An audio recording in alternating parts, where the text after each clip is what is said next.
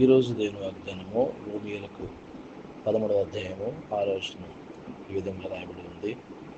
ఏలైనగా వారు దేవుని సేవకులై ఉండి ఎల్లప్పుడూ ఈ సేవ యందే పని కలిగి ఉందరు. దేవుని మహిమ కలుగాక.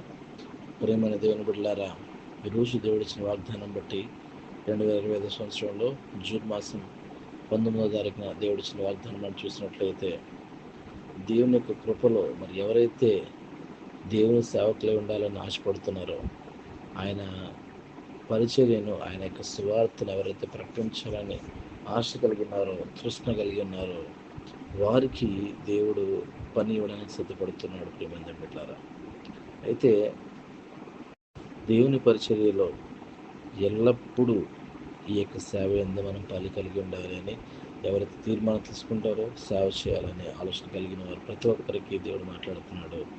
ఆయన ఈరోజు ఇచ్చిన వాగ్దానాన్ని చూసినట్లయితే, వారు దేవుని సేవకులై ఉండి అంటే సంపూర్ణ సేవ చేయాలనే వారు కానీ, లేకపోతే ఎవరైతే రక్షణ వారు మనసు పొంది బాప్తిసం పొంది మరి నీటి బాప్తిసం తీసుకున్న తర్వాత దేవుని యొక్క సువార్తను పక్క వారికి, తోటి వారికి మరి ప్రకటిస్తుంటారో వారందరికీ కూడా ఈ యొక్క బాధ్యత దేవుడిస్తూ ఉన్నాడు. ప్రేమ దేవుళ్ళారా, అయితే అటువంటి ప్రేమను, అటువంటి కృపను మనందరికీ దేవుడు దయచేయలాగిన ప్రతి ఒక్కరము కూడా ఎవరైతే ఈ యొక్క తీర్మానం తీసుకుంటామో ప్రతి ఒక్కరం కూడా ప్రార్థన ఏకీభవిద్దాం. పరిశుద్ధులైన దేవ, నీకే స్తోత్రాలు చెల్లిస్తున్నాం తండ్రి. సర్వం ఎరిగిన దేవుడవు, ఎందుకు పనికిరాని వారిని, అభాగ్యులైన మమ్మలను, అనీతిమంతులైన మమ్మలను, పాపాత్ములైన మమ్మల్ని తండ్రి మీరు ఏర్పాటు చేసుకుని ప్రభాని యొక్క సేవకుడు మమ్మల్ని పిలుచుకున్నందుకు అది ఆచరిస్తున్నాం. మీ యొక్క సేవలు మేమందరం కూడా కలిసి ముందుకు వెళ్ళడానికి సహాయం చేయండి.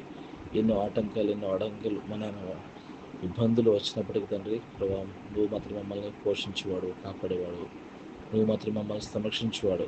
ప్రతి విషయంలో మీకు చూపించమని సమస్తను మీ చిత్తానికి అప్పగించుకుంటూ మమ్మల్ని మేము తగ్గించుకుంటూ మీ నామం మాత్రమే హెచ్చిస్తూ ప్రభువును రక్షకుడైన యేసుక్రీస్తు వారి శ్రేష్ఠ నామములో అడిగి ప్రారంభించుకుంటున్నాం తండ్రి.